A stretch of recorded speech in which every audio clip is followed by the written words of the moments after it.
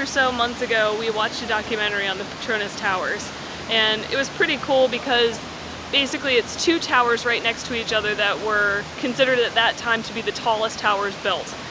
Each tower was built by an individual team, and they were competing against each other to see who could finish sooner. I don't remember who won, but still it was a really cool concept. I remember watching this documentary and thinking, well, there's a 50% chance I might be there at some point in time, because we were kind of planning our trip, and I could tell you it could have gone yes and it could have gone no, and right now I'm standing underneath them and it's epically surreal. I don't have any words to explain. Here you go.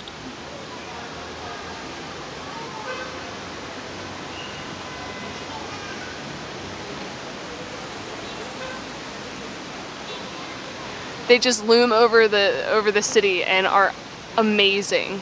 They give out free tickets to go up to the observation deck here.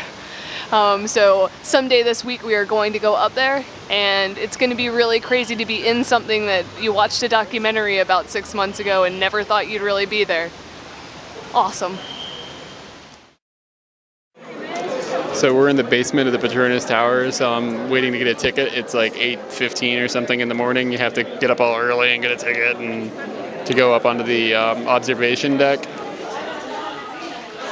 This is the view from the sky bridge.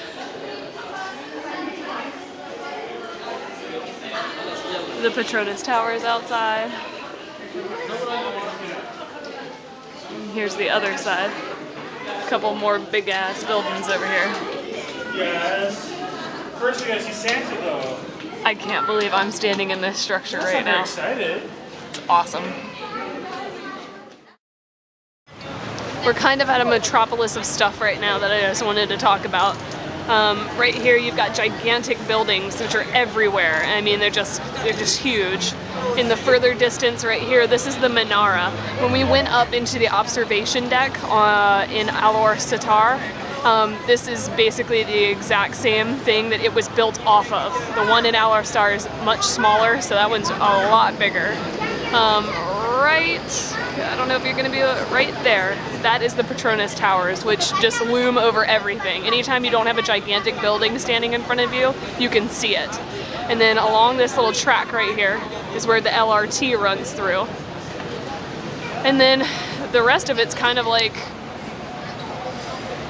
little shops that you can eat at, and just tons of people walking around, lots of transportation everywhere. Bus, bus, bus, bus. There's no bus there, but there will be soon. But that's pretty much what Kuala Lumpur looks like. So we've been reading on this little piece of paper that this is the nasi lemak.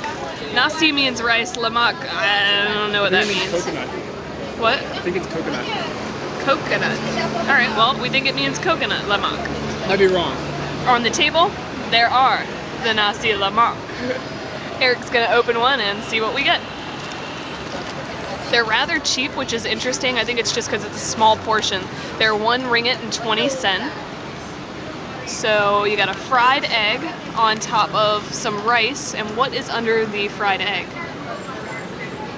Just like read the thing, it says it's coconut rice. Rice mixed with coconut cream, then steamed, wrapped in banana leaves, and served with a spicy sambal sauce, dried anchovies,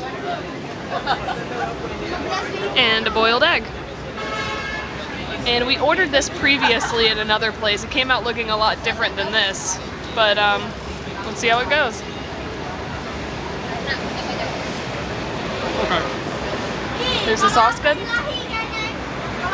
Spicy, kind of fishy, so kind of not my thing. You're 50-50 on that then. Yeah, it's not great, it's not bad.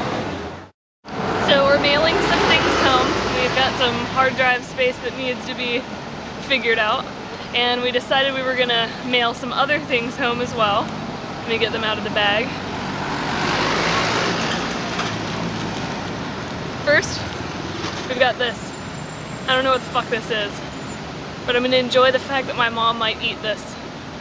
It's got a squid on it, and it kind of looks like squid jerky in there. It's either covered in sugar or salt. It could go either way. Alright, there's that.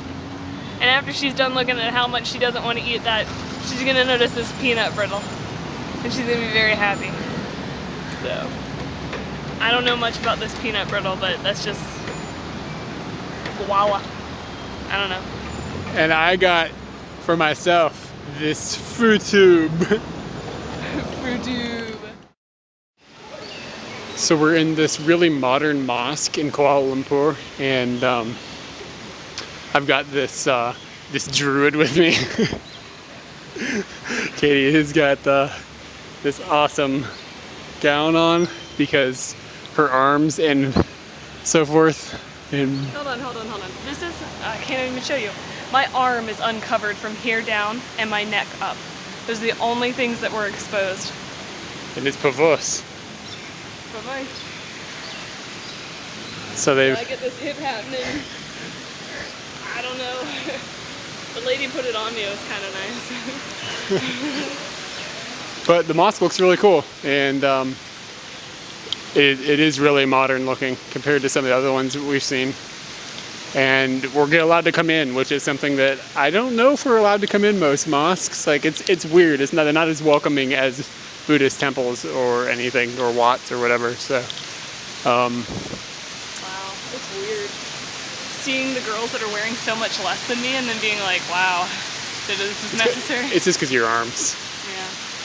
And your buff. You can't even see it now. It's so buff. And your white skin. Yeah. We're in this little room and it's pretty cool. And I think it might echo. It did. So we're up on this hill in Kuala Lumpur, and then like clockwork, the afternoon storm has come, and we're in a botanical garden type thing, I guess, hibiscus or something, I don't know. And we came up here just because we saw that there was some cover to stand under while the water is flowing down the walkway, and it's like so deep in the middle of the walkway. Flowing over our feet. It's kind of neat, but I wish I had someplace to sit.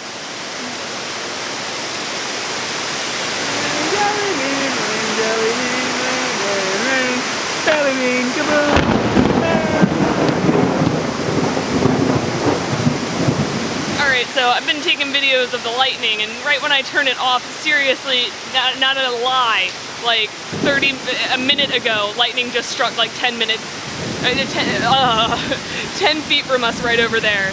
It was absolutely terrifying. I was just jaw-dropped. You could feel it shake your body. It was, oh my goodness. We're at the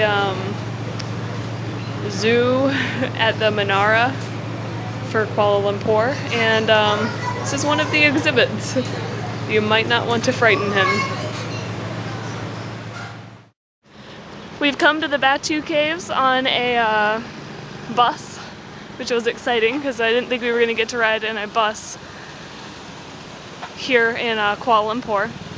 As you can see, there's some gigantic staircase here, which we're going to go up in, and that is Lord Muruga right there. I don't know much about that, but that's who this cave is dedicated to. That's all I know. But we're gonna climb these stairs, and I'm gonna be real sweaty afterwards. I don't know if this trek could be worse. The fact that there are monkeys, well, you can only see that, oh, there's that guy too. There are monkeys all over the place, or the fact that they've counted out the stairs for you. Just in case you wanted to know that you got winded at number 155, now you know.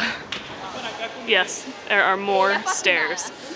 And the cave culminates to this big open area where you can just see huge cliffs. There are a few monkeys up there, and we got to watch them climb the cliffs. You may be able to see one now. I don't know how good the quality on here is. If you can see it, you got good peepers. I got new glasses, by the way, so I can see him. Hold on. I'd be able to see him if I didn't have him on, but he's crystal clear now.